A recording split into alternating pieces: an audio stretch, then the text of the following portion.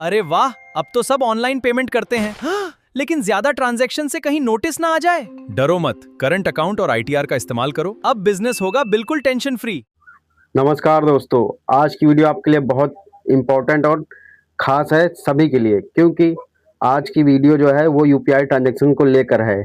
आप अपने saving account से यूपीआई ट्रांजैक्शन करते हैं? ऐसे में अगर आप सेविंग अकाउंट से अगर ट्रांजैक्शन करते हैं तो आपका जो सेविंग अकाउंट है उस लिमिट से ज़्यादा करते हैं तो आपको इनकम टैक्स ऑफिसर जो है नोटिस भेज सकता है।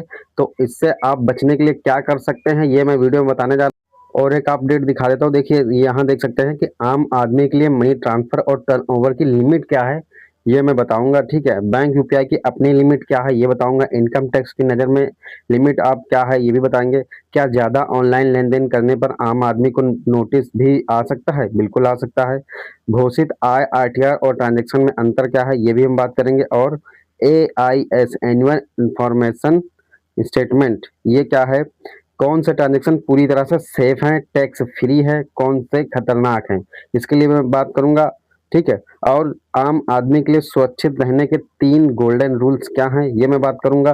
ठीक है, तो और एक जरूरी बात, जो भी जितने भी छोटी दुकान है जैसे कि आपकी, या आप किसी प्रकार का बिजनेस करते हैं, आपकी परचून की दुकान है, आपकी रेड़ी की दुकान है, आपकी फल की दुकान है, आपकी मसाले की दुकान है, आपकी छोटी दुकान जो भी हो, उस अगर आप उस पे भी आप जो है कि बिना सीधे यूपीआई से अगर पेमेंट लेते हैं तो आप उसके लिए खतरनाक है। चाहे आपका जनसेवा केंद्र हो या छोटी दुकान वालों के लिए सही तरीका क्या है ये भी हम बताएंगे। करंट अकाउंट क्या है, मर्चेंट क्या है, 1 अप्रैल से जो 2026 में लागू हुआ पैन कार्ड के नए नियम क्या है, ठीक है, ये मैं बात करूंगा। और आपको एक सलाह दूंगा, आपका जो जितने भी छोटी दुकानदार है उनके लिए मैं एक सलाह दूंगा कि आप कैसे अपना यूपीआई पेमेंट लेते हैं तो आपको इनकम टैक्स ऑफिस का नोटिस नहीं आएगा। और जो आम आदमी है उनके लिए भी मैं लिमिट बता दूंगा कि आप ऐसे ऐसे करें तो आपको नोटिस नहीं आ सकता है। तो चलते हैं वीडियो को स्टार्ट करते हैं। तो वीडियो स्टार्ट करें। आम आदमी जैसे नौकरी पेशा, गृहिणी या छात्र के लिए भी नियम बेहद स्पष्ट हैं। बहुत से लोगों का यह गलतफहमी होती है कि अगर हम सिर्फ ऑनलाइन या यूपीआई से लेन देन कर रहे हैं तो इनकम टैक्स विभाग कुछ नहीं कहेगा। यह पूरी तरह सच नहीं है। ठीक है, आइए आम आदमी के लिए मनी ट्रांसफर की लिमिट और इनकम टैक्स की जांच के नियमों को आसान शब्दों में समझते हैं। देखिए, आम आदमी के लिए मनी ट्रांसफर और टर्नओवर की लिमिट क्या है। इनकम टैक्स विभाग की नज़र में टर्नओवर केवल व्यापारियों के लिए होता है। ठीक है, टर्नओवर जो है व्यापारियों के लिए होता है। आम आदमी के लिए बैंक अकाउंट में आने वाला हर पैसा उसकी कमाई यानी क्रेडिट इनफ्लो माना जाता है। ठीक है, बैंक यूपीआई की अपनी लिमिट यानी कि NPCI national payment corporation of India के नियमों के अनुसार आप आमतौर पर रोजाना 1 लाख तक का ही यूपीआई ट्रांजैक्शन कर सकते हैं। यानी ठीक है, 1 लाख तक का ही यूपीआई ट्रांजैक्शन कर सकते हैं। जैसे कि अस्पताल में, कॉलेज में, फीस टैक्स पेमेंट जैसी फ्री श्रेणियों में यह डेली लिमिट बढ़ाकर 5 लाख तक की भी की गई है। ठीक है, और देखते हैं इनकम टैक्स की नज़र में लिमिट क्या है। ठीक है, कानून आप अपने सेविंग अकाउंट में साल भर में कितना भी ऑनलाइन पैसा ट्रांसफर या रिसीव कर सकते हैं, इस पर कोई कानूनी पाबंदी नहीं है। लेकिन ट्विस्ट यह यहीं पर है, अभी मैं बताता हूँ आपको। देखिए, क्या ज़्यादा ऑनलाइन लेन देन करने पर आम आदमी को भी नोटिस आ सकता है? हाँ, बिल्कुल आ सकता है। अगर कोई आदमी अपनी सेविंग अकाउंट से बहुत ज़्यादा गूगल पे, फोन पे या नेट बैंकिंग ट्रांजेक्शन करता है तो इनकम टैक्स विभाग निश्चित रूप से जांच कर सकता है। ठीक है, अगर आप गूगल पे वगैरह से ज़्यादा कर रहे हो किसी को तो आपका जो है कि इनकम टैक्स विभाग जो है आपको निश्चित रूप से जांच कर सकता है। विभाग मुख्य रूप से 2 चीज़ें देखता है। ठीक है, इनकम टैक्स जो है मुख्य 2 चीज़ों रूप से देखता है, घोषित आय, आईटीआर और ट्रांजेक्शन में अंतर। मान लीजिए आप एक नौकरी वाले हैं, व्यक्ति हैं, और आपकी सालाना इनकम 5 लाख है और आप आईटीआर भी 5 लाख का ही भरते हैं, लेकिन आपकी सेविंग अकाउंट में जो साल भर में दोस्तों या जान पहचान वालों या किसी बिजनेस के जरिए घूम फिरकर कुल आपकी जो है ट्रांजेक्शन 15 से 20 लाख का डिजिटल लेन देन यानी इनफ्लो आउटफ्लो यानी आने जाने का जो 15 से 20 लाख हो जाता है, तो ऐसे में इनकम टैक्स का कंप्यूटर सिस्टम इस गड़बड़ी को तुरंत पकड़ लेता है। विभाग सोचेगा कि आपकी कमाई 5 लाख है तो आपके अकाउंट में 20 लाख का लेन देन कैसे हो रहा है।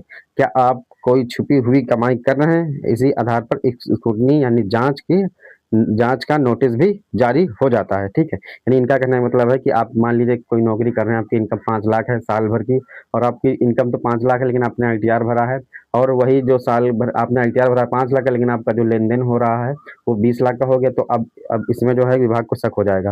लेकिन आपने जो है कि दोस्तों से, फैमिली से ये सब किया है, लेकिन उनको क्या पता? लेकिन वो आपको जाँच के आदेश दे सकते हैं। तो ऐसे में कम से कम करें और किसी दोस्तों का अपने ज़रूरत भर का ही इस्तेमाल करें, ठीक है? एआईएस क्या है? Annual information statement. आजकल आपके पैन कार्ड से जुड़ा हर छोटा-बड़ा डिजिटल ट्रांज़ैक्शन आपके एआईएस यानी एनुअल इन्फॉर्मेशन स्टेटमेंट में दर्ज होता है। आप बैंक से छिप सकते हैं, लेकिन इनकम टैक्स के ऑनलाइन पोर्टल के पास आपके हर एक यूपीआई ट्रांसफर का कच्चा चिट्ठा मौजूद रहता है, ठीक है? इनकम टैक्स ऑफिस के पास है, भले ही बैंक के पास ना हो। कौन से ट्रांजैक्शन पूरी तरह से सेफ हैं, टैक्स फ्री हैं और कौन से खतरनाक हैं? आम आदमी के लिए कौन से लेन-देन पर जाँच नहीं आएगी और किस पर अधिकारी सवाल उठा सकते हैं, इसी तालिका में देखेंगे। देखिए, लेन-देन आपने ही दूसरे अकाउंट में ट्रांसफर किए तो पूरी तरह सुरक्षित हैं। खुद के एक अकाउंट से दूसरे अकाउंट में पैसे भेजने पर कोई टैक्स या जाँच नहीं आएगी, ठीक है? अगर आप एक अकाउंट से दूसरे अकाउंट में डालते हैं तो आपकी कोई जाँच नहीं आएगी, ठीक है? क्या जाँच हो सकती है? बिल्कुल नहीं हो सकती है। और देखिए, परिवार के करीबी सदस्यों से लेन-देन करते हैं तो माता-पिता, पति-पत्नी या भाई-बहन या बच्चों से पैसा लेना है या उन्हें भेजना पूरी तरह टैक्स फ्री है। इसे लोन या पर्सनल मदद माना जाता है। नहीं, बस ज़रूरत पड़ने पर ही रिश्ता साबित करना होगा, ठीक है? यहाँ भी दोस्तों के साथ बिल स्लिप्ट करना, दोस्तों के साथ खाना खाया या यात्रा की और उन्होंने अपने हिस्से का 1 से 2,000 रुपए यूपीआई कर दिए तो यह पूरी तरह सुरक्षित है। अगर नहीं, अगर यह रकम छोटी और कभी-कभार हो, बस छोटी हो, ठीक है? गैर रिश्तेदार से बड़े गिफ्ट, अगर किसी दोस्त या अनजान व्यक्ति से साल भर में कुल 50,000 से ज़्यादा का पैसा यूपीआई के ज़रिए मिलता है, तो अब वह इनकम फ्रॉम अदर सोर्स में टैक्स के दायरे में आ जाता है, ठीक है? हाँ, अगर वह सोर्स संदिग्ध है, यानी आपका अज्ञात व्यक्ति है, अगर वो आपको 50,000 देता है, ठीक है? तो आपको नोटिस आ सकती है, ठीक है? फ्रीलांसिंग या पार्ट टाइम काम का पैसा, यदि आप नौकरी के अलावा कोई छोटा-मोटा काम करके ऑनलाइन पैसा कमा रहे हैं, तो वह आपकी कमाई है, उसे आईटीआर में दिखाना ज़रूरी है, यानी ऐसे लोग आईटीआर ज़रूर भरें। हाँ, ना अगर नोटिस नहीं आनी है, तो हाँ, ना दिखाने पर टैक्स चोरी का नोटिस आएगा, ठीक है? तो आपको आईटीआर ज़रूर भरना है, ठीक है? और क्या है, आम आदमी के लिए सुरक्षित रहने के लिए 3 गोल्डन रूल्स, और अभी मैं दुकानदारों के लिए भी बताऊँगा कि आप क्या कर सकते हैं, ठीक है? वो मत जाइएगा। आम आदमी के लिए अकाउंट को रूट मत बनने दीजिए, ठीक? कई बार दोस्त या रिश्तेदार कहते हैं कि मेरे अकाउंट में लिमिट नहीं है, ज़रा 2 लाख रुपए अपने अकाउंट में मंगाकर मुझे कैश दे दो। यह गलती कभी ना करें। वह पैसा आपके पैन कार्ड पर चढ़ जाएगा और टैक्स विभाग सवाल आपसे पूछेगा, आपके दोस्त से नहीं, ठीक है? तो किसी का भी पैसा आपके अपने अकाउंट में लेन-देन ना करें, ठीक है? सालाना 10 लाख का ध्यान रखें। हालांकि 10 लाख की रिपोर्टिंग लिमिट मुख्य रूप से कैश, नकद, जमा निकासी पर सख्ती से लागू है, लेकिन डिजिटल मामलों में भी यदि आपके सेविंग अकाउंट का कुल बैलेंस या टर्नओवर बिना किसी ठोस वित्तीय वजह जैसे सैलरी या लोन के अचानक बहुत बड़े दिखने लगते हैं, तो सिस्टम अलर्ट जनरेट कर देता है, ठीक है?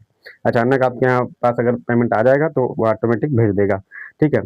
सही आईटीआर फाइल करें। अगर आपके पास आपके अकाउंट में वाकई सैलरी के अलावा भी कई अन्य स्रोतों से आते हैं, तो एक अच्छे टैक्स काउंसलेंट या सीए से मिलकर अपनी सही इनकम के मुताबिक आईटीआर जरूर भरें। यदि आपके पास अपने हर ट्रांजैक्शन का सही और जायज़ जस्टिफिकेशन है, तो इनकम टैक्स ऑफिसर से डरने की रत्ती भर भी ज़रूरत नहीं है, ठीक है? तो आज की वीडियो में मैंने यही बताया आम आदमी के लिए क्या गोल्डन रूल है कि आप किसी का पैसा जो अपने में ना मंगा के देना, और आप अगर ट्रांजैक्शन कर रहे हैं 10 लाख से ऊपर, ठीक है? तो आपको आईटीआर भरना ज़रूरी है, ठीक है? और अब ले चलते हैं आपको दुकानदारों जो छोटी-छोटी दुकान है उनके लिए, ठीक है? अब देखिए, सेविंग अकाउंट का साल में कितना ट्रांजैक्शन कर सकते हैं। इनकम टैक्स विभाग ने सेविंग अकाउंट के लिए SFT statement of finance transaction limit तय की है। सालाना कैश डिपॉजिट विथड्रॉल लिमिट, यदि आप एक वित्तीय वर्ष यानी फाइनेंशियल ईयर में अपने किसी एक या सभी सेविंग अकाउंट को मिलाकर 10 लाख या उससे अधिक नकद जमा करते हैं या निकालते हैं, तो बैंक इसकी रिपोर्ट सीधे इनकम टैक्स विभाग को भेज देगा, ठीक है?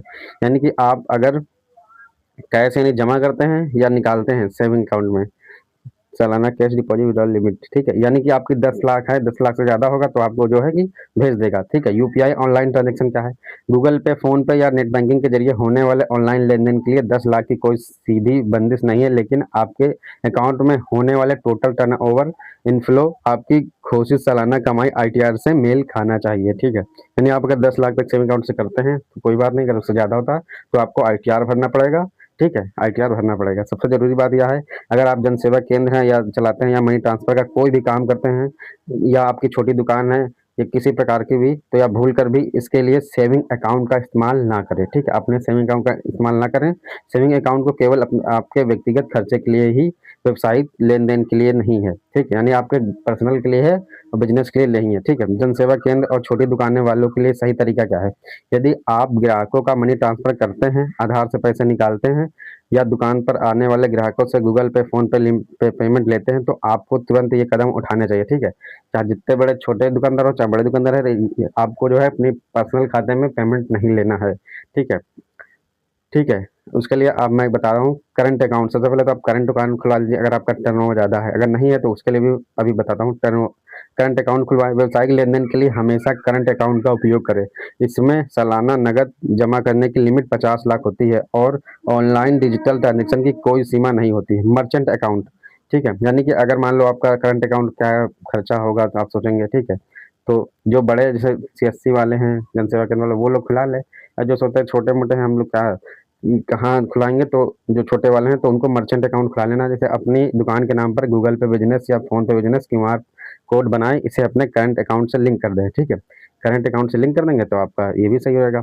अब आईटीआर टैक्स रिटर्न क्या है, ज़रूर भरें। भले ही आपकी कमाई टैक्स स्लैब से कम हो, फिर भी हर साल आईटीआर के तहत अपना टैक्स रिटर्न ज़रूर फाइल करें। इसमें आप दिखा सकते हैं कि आपके कुल टर्नओवर 20 लाख से 30 लाख केवल मनी ट्रांसफ़र का है। इसमें आपकी असली कमाई कमीशन 1 से 2% है। इससे इनकम टैक्स ऑफ़िसर कभी आपके पास जाँच के लिए नहीं आएगा, ठीक है? 1 अप्रैल 2026 से लागू हुए पैन कार्ड के नियम क्या है ये बता दूँ, तो आप ये समझ गए कि आपका अगर टर्नओवर 10 लाख से ज़्यादा है तो आपको आईटीआर भरना चाहिए, ठीक है? और अगर आप जो है कि सेविंग अकाउंट से वो कर रहे हैं, पेमेंट ले रहे हैं, तो आपको मर्चेंट वाला गूगल पे, फ़ोन पे बनवा लेना चाहिए। और अगर आपका करंट अकाउंट है, लिंक कर दिया, लेकिन आपको उस पे ज़रूर लेना है, मर्चेंट वाले पे, ठीक है? डायरेक्टली नहीं लेना है। सरकार ने टैक्स नियमों को अधिक और पारदर्शी बनाने के लिए 1 अप्रैल 2026 से नए नियम, नए फॉर्म्स भारतीय नागरिक के लिए फॉर्म 93, फॉर्म 94 की लागू किए हैं। लेन-देन और पैन कार्ड से जुड़े बदलाव, ट्रांज़ैक्शन। देखिए 1 अप्रैल से नया नियम क्या है, सालाना कैश डिपॉज़िट विथड्रॉल। पूरे साल में कुल 10 लाख या उससे अधिक का कैश जमा करने या निकालने पर पैन कार्ड अनिवार्य है। इसे बैंक द्वारा इलेक्ट्रॉनिक वैलिड किया जाएगा। पहले प्रतिदिन 50,000 की लिमिट थी, जिसे अब सालाना एग्रीगेट बेसिस पर बदल गया है, ठीक है? होटल या रेस्टोरेंट, यदि आप किसी होटल या रेस्टोरेंट इवेंट में 1 लाख से ज़्यादा नकद भुगतान करते हैं तो पैन देना होगा, ठीक है? प्रॉपर्टी खरीदना, तो यदि प्रॉपर्टी वैल्यू 20 लाख या उससे अधिक है तो पैन कार्ड लिंक करना अनिवार्य है। पहले या 10 लाख पे थी। गाड़ी खरीदना, ट्रैक्टर को छोड़कर 5 लाख से अधिक मूल्य की गाड़ी खरीदने पर पैन अनिवार्य है। आधार पैन लिंक करना, यदि पैन आधार को लिंक नहीं है तो वह पूरी तरह निष्क्रिय यानी इनऑपरेटिव हो चुका है।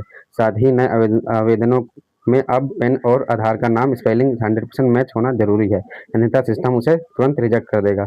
सारांश आपके लिए सलाह क्या है? सेविंग अकाउंट को बिजनेस से बचाएं। जनसेवा केंद्र हो या दुकान के ग्राहक का पैसा, चाहे आप जनसेवा केंद्र वाले हो या दुकान आपकी हो, छोटी बड़ी जो भी हो, ग्राहकों का पैसा अपने सेविंग अकाउंट में ना ले। इससे आपका टर्नओवर फालतू में बड़ा दिखेगा और इनकम टैक्स विभाग आपसे पूछेगा कि आपके पास इतना पैसा कहाँ से आ रहा है। करंट अकाउंट शिफ्ट करें, बैंक में जाकर अपनी दुकान के नाम पर एक करंट अकाउंट खुलवाएं। रिकॉर्ड रखें, मनी ट्रांसफर के काम में मिलने वाले कमीशन एक रजिस्टर या डिजिटल रिकॉर्ड जरूर मेंटेन करें, ताकि जरूरत पड़ने पर आप साबित कर सकें कि पूरा पैसा आपका नहीं बल्कि आपके ग्राहक का था। अगर आप सिस्टमेटिक ढंग से बिजनेस अकाउंट, करंट अकाउंट इस्तेमाल करेंगे और हर साल आईटीआर भरेंगे तो आपके पास कोई भी इनकम टैक्स ऑफिसर नहीं आएगा और आप बिना किसी डर के अपना काम कर पाएंगे। तो ठीक है, तो आज का जो कि मैंने बता दिया कि आप सेविंग अकाउंट से मत करें, उसके लिए आप जो है अपने दुकान के लिए एक करंट अकाउंट खुलवा लें। दूसरा ये है कि आपका अनावश्यक किसी दोस्त को लेन-देन ना करें, ठीक है? अब आप जो है अपने अकाउंट से किसी को भी ना दें, पर्सनल हो काम तभी आप डलवाएँ, ठीक है? तो आज की वीडियो में इतना ही। आपको अगर वीडियो अच्छी लगे तो लाइक या सब्सक्राइब कर दीजिएगा। मिलते हैं हम आपसे अगली वीडियो में।